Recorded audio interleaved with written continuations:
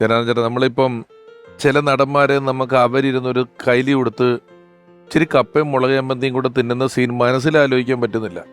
കാരണം ഈ കപ്പയും മുളക് ചമ്മന്തിയായിട്ട് ഇവർ ചേരുന്നില്ല എന്നുള്ളതാണ് ഒരു വിഷയം. വിഷ്വലി ചേരണമല്ലോ ഈ സാധനങ്ങളുമായിട്ട്.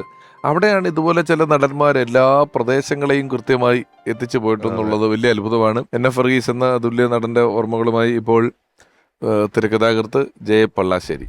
വർഗീസും ഞാനും തമ്മിലുള്ളൊരു സൗഹൃദം എന്ന് പറഞ്ഞാൽ, ഞാൻ 7th സ്റ്റാൻഡേർഡിൽ പഠിക്കുമ്പോൾ എനിക്ക് ട്യൂഷൻ എടുത്തിരുന്നത് വർഗീസിൻ്റെ ചേച്ചിയാണ്. എലിസബത്ത് ടീച്ചർ എന്നാണ് ഞാൻ വിളിച്ചിരുന്നത്.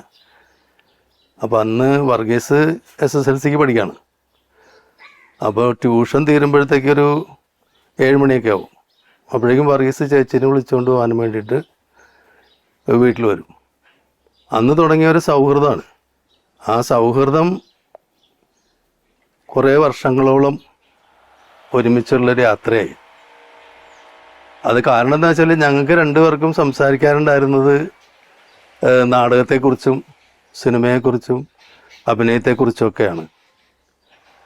അപ്പോൾ അതുകൊണ്ട് ഒരേ താല്പര്യങ്ങളുള്ളവരായതുകൊണ്ടാണ് ഒരുമിച്ച് അത്രയും വർഷം, ഏതാണ്ട് പിന്നീട് 12 വർഷങ്ങളോളം ഒരുമിച്ച് നാടകത്തിൽ ഒരുമിച്ച് അഭിനയിച്ചു. ഞാൻ സദാനന്ദൻ്റെ സമയം എന്ന് പറഞ്ഞ സിനിമ എഴുതിക്കൊണ്ടിരിക്കുമ്പോഴാണ് പെട്ടെന്ന് അതിൻ്റെ ഡയറക്ടർക്ക് ഒരു ഫോൺ വരുന്നു. അപ്പോൾ അദ്ദേഹം ഫോൺ എടുത്തിട്ട്, ആണോ, എപ്പോൾ എന്ന് ചോദിച്ചപ്പോൾ എനിക്ക് എന്തോ ഒരു നെഗറ്റീവ് ഫീൽ ചെയ്തു.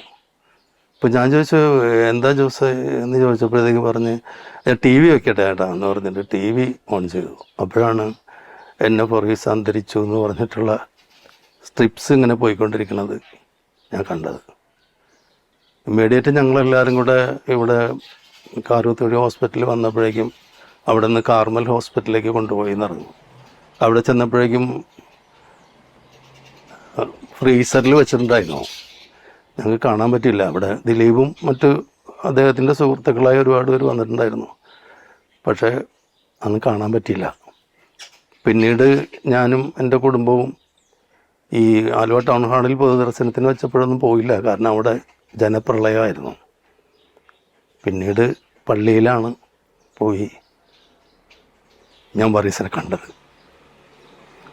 ഇന്നും ആ നിമിഷം ഓർമ്മയിൽ നിന്ന് പോകുന്നില്ല.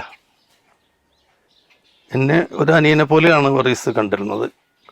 ഉപദേശിക്കുകയും എന്നോട് എപ്പോഴും പറയും, നീ നടനായിട്ട് വരേണ്ടവനായിരുന്നു, നീ കമ്പാർട്ട്മെൻറ്റ് തെറ്റിയാണ് തിരക്കഥാകൃത്തായി മാറിപ്പോയതെന്ന് എന്നോട് ഇടയ്ക്കിടയ്ക്ക് പറയുമായിരുന്നു.